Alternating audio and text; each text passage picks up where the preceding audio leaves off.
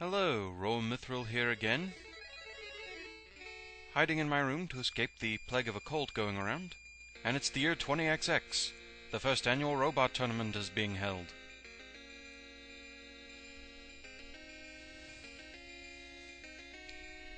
With 8 of the world's most powerful robots. No kidding, I don't think any of these take more than 1 damage from the buster. But Mr. X, the sponsor of the tournament, who totally isn't Dr. Wily, took control of the robots and began to take over the world. Why, Mr. X? It's time to tell you the truth. I've been manipulating that fool Dr. Wily from the beginning. Because I am him. Except no, I have shades and a beard. We'll stop you. Follow me, Rush. So yes, it's time for Mega Man 6. Let's get into this, shall we? So here we are with 8 all-new Robot Masters to enjoy. Wonderful. Let's start this right off. Bachelor number 1 is solar-powered, lives in the Forgotten area, and is a flower fancier. Please welcome Plantman. First new enemy we meet is the Heli Beetle. It just drops slowly from trees and drifts slowly after you. Not a big threat. We also have Batapatans. These are obviously not the friendly grasshoppers we remember from the Brightman stage. These ones really want to hurt us. Speaking of hurt, here's Power Slam, the big eye wannabe of the game. Still can't hold a candle to the original though, and I'm fine with that. This is a common cannon, and this is a propeller eye, which you can only hit while the camera is showing.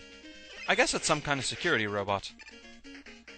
Nothing too hard yet, though that'll change soon enough. You can kind of lure propeller eyes around like that. Hey Eddie, what you got for me? Oh boy. Oh, and right before the mini-boss. This is Guerrilla Tank. A true pain in the tail. You have to shoot him in the face to actually hurt him, but you also need to kind of keep an eye on him and shoot him in the body to knock him backwards. If he gets too close, that spread shot becomes completely undodgeable. So this is a battle of attrition, really. He gives you more time to decide what you're going to do with him when he launches his fist as opposed to doing the spread shot. And of course this thing is a freaking tank. He takes a lot of hits to kill. I'm never quite sure how many. Apparently that many. Alright. Back into the forest for more bug action.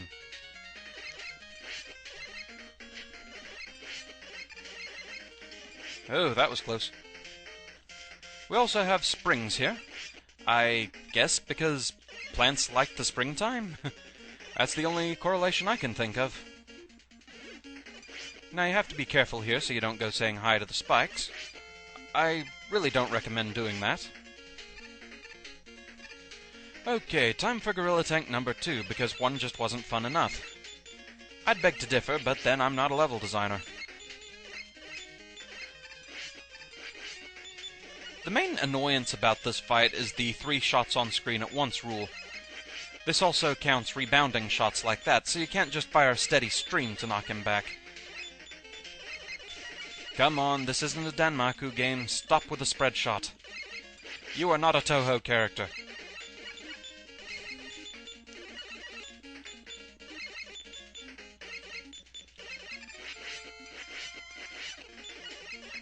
Speaking of Toho, I've actually gotten some requests to try doing Mega Mari. I'm not sure if I can, actually. I've played the game, and well, for one thing, it kicks my tail on a constant basis. But also, the screen size... For some reason, Cam Studio gives me problems with that. Recording that large an area for that big amount of time causes problems. That, by the way, was a Jet Beetle, and this is a Gabgio. They like to try and pull you into the water.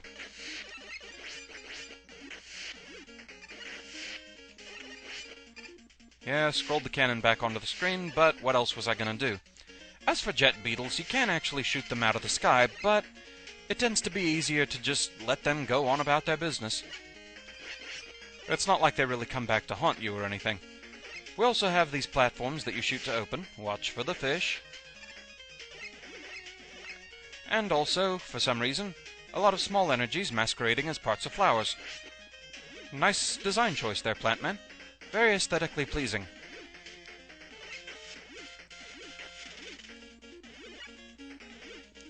Oh, common cannons on springs. That's a bad combo.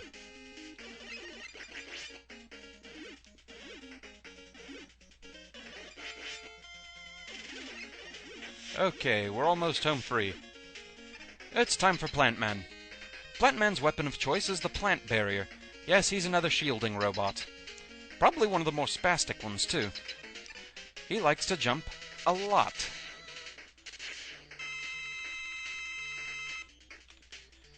Once he lands from the jump, he fires off the plant barrier. And once the plant barrier is off the screen, he immediately runs at you. So the longer it takes the plant barrier to get off the screen, the more time you have to shoot him. Though pretty much 2 shots is your limit. Just be careful you don't get trapped in the corner too much. He loves to cause close calls that way. Above all, don't get greedy. Just resign yourself to the fact that this is going to be a long, drawn-out battle. Made even more so by the fact that, like I said, I think Generation 6 has some major durability issues. I don't think any of the Generation 6 Robot Masters takes more than 1 damage from the Mega Buster. Chances are these are all going to be pretty long fights. I'm not sure if Plantman actually has any kind of AI pattern that determines if he's going to jump towards you or away from you. All you can do is really just watch and be very careful. Goodbye, Plantman. We have a foothold in the game. Lovely. Plantman is no more. Though I do like his visual style. Though I do think the Navi counterpart was more stylish. We got the plant barrier, and also the rush jet adapter.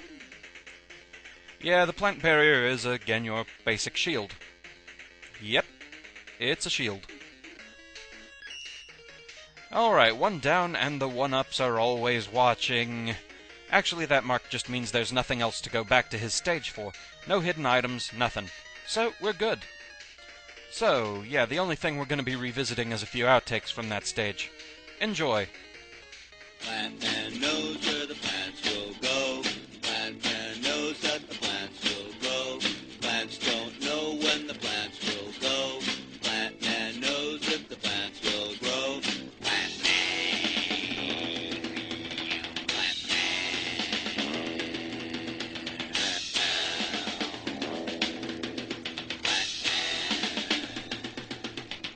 These can be a bit tricky to see sometimes, especially in the tall grass. They are not the friendly crickets we remember from Brightman's stage, obviously. And already we meet the Big Eye analog of the game. Power Slam. Ow, slam right into him, that's good. These platforms can be shot to be opened, like so. Oh, bugger! Now we're about to get to the really evil parts here, where we have common cannons on springs. And jet beetles. Bugger! For some reason, they decided to hide health power-ups in the flowers. Oh, bugger! Being only able to have 3 shots on the screen, including rebounds, does kind of make this a bit tricky. Oh, gods, you're getting way too close. Ah! Ah! Stupid cannon! Back into the woods for more buggish fun. Ow.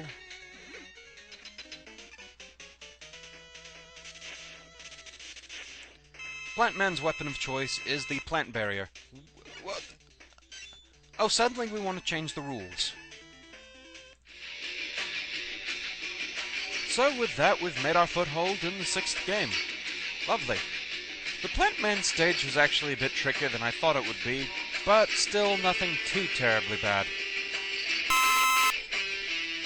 I give Plantman a 4 out of 10. The main thing that boosts his score is the Guerrilla tanks, to be honest. Not only that, but also that final room with all the springs. You really have to go through that room a lot of times, know exactly where all the jet beetles are going to be, when you have to jump high to get over common cannon shots. But once you've been through it enough times, you start really figuring it out. It stops being that big of a problem. Plantman himself was actually fairly easy to read. He can be a bit of a spaz, yes, but at the end of the day all he can do is throw his shield at you. So, as long as you keep up the pattern of keeping your distance, jumping the shield, and not getting greedy with your shots, he's not too bad.